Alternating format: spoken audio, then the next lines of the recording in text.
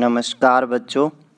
आज का आपका जो टॉपिक है 11वीं क्लास का, ये सेकंड चैप्टर का लास्ट टॉपिक है और उसके बाद हम थर्ड चैप्टर कल से शुरू कर देंगे।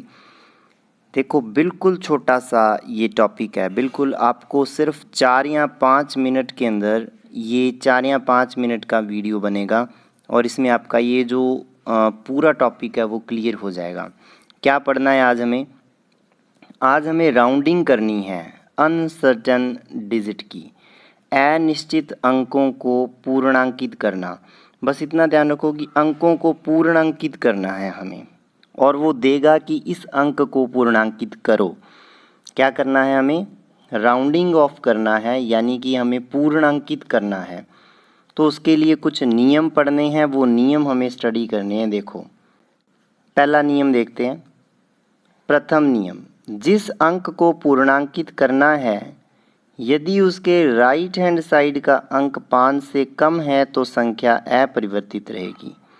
If number at right hand side given number is less than 5 then resultant number will be same. सीधी सी बात है। 10 पॉइंट, मैं देसी भाषा में सारी बात आपको समझा देता हूँ। ये 10.42 है। अब इसने बोला कि 10.42 में इस 4 को पूर्णांकित करो, तो 4 के बाद देख लो क्या है, 2 है ना।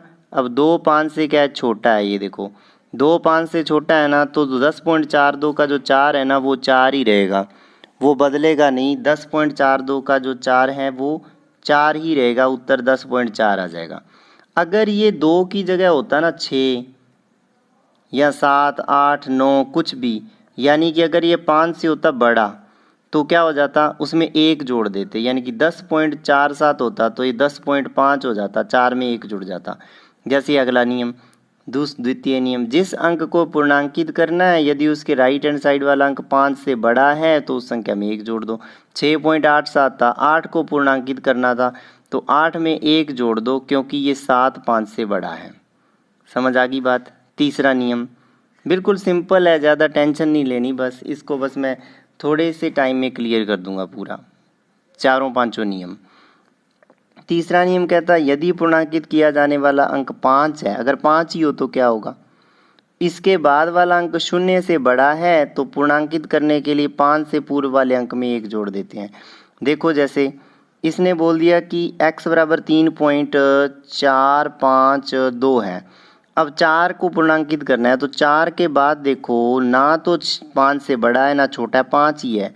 तो 5 के अगला देखो, 5 के अगला देखो 0 से बड़ा है, 0 नहीं है, 2 है, तो इसके अंदर 1 जोड़ दो फिर, यानी कि 5 के बाद अगर बड़ा, सीधी सी बात है, अगर तो ये होता 3.450 तो कोई फ़र्क ना पड़ता, लेकिन अब ये क्या है 3.452 है, ठीक है ना।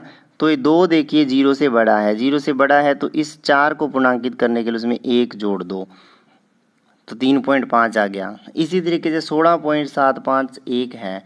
अब 16.751 में देखो ये 7 को पूर्णांकित करना है, उसके बाद 5 आ गया। अब इसका मतलब दिक्कत हो गई, 5 आ गया, अगर 5 से बड़ा होता तो मैं 1 जोड़ देता, ये अगर 6 7 8 कुछ होता तो 1 जोड़ देता, अगर ये 5 से छोटा होता तो मैं इसको ज्यों ही रख देता, लेकिन ये तो 5 ही है पूरा। तो फिर अगला देखो, अगर ये 5 है तो अगला देखो, अगला अगर 0 नहीं है तो 1 जोड़ दो बस, तो 16.8 हो जाएगा।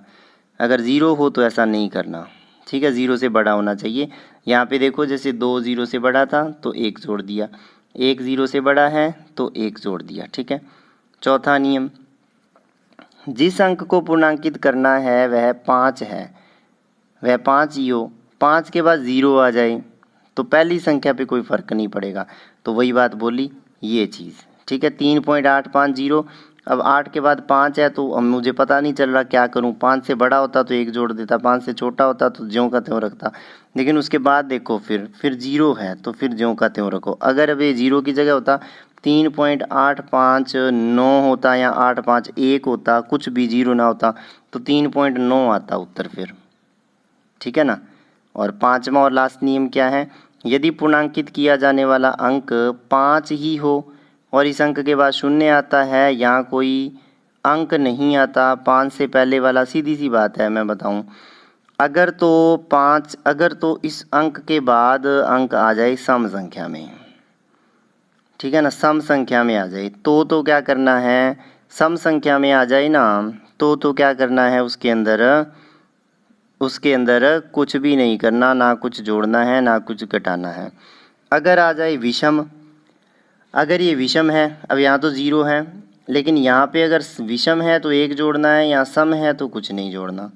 अब देखो ये 3.750 है, 5 आ गया तो 5 के बाद 0 आ गया, है ना, 3.750 है।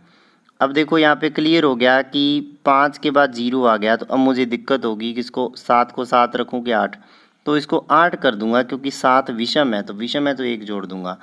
अब जैसे यहाँ पे 3.250 था, इसमें 2 सम था तो 2 को 2 ही रखा, 7 विषम था तो 1 जोड़ दिया 8। जैसे 19.905, चलो 19.9750 है, इस 7 को मुझे क्या करना है, पूर्णांकित करना है।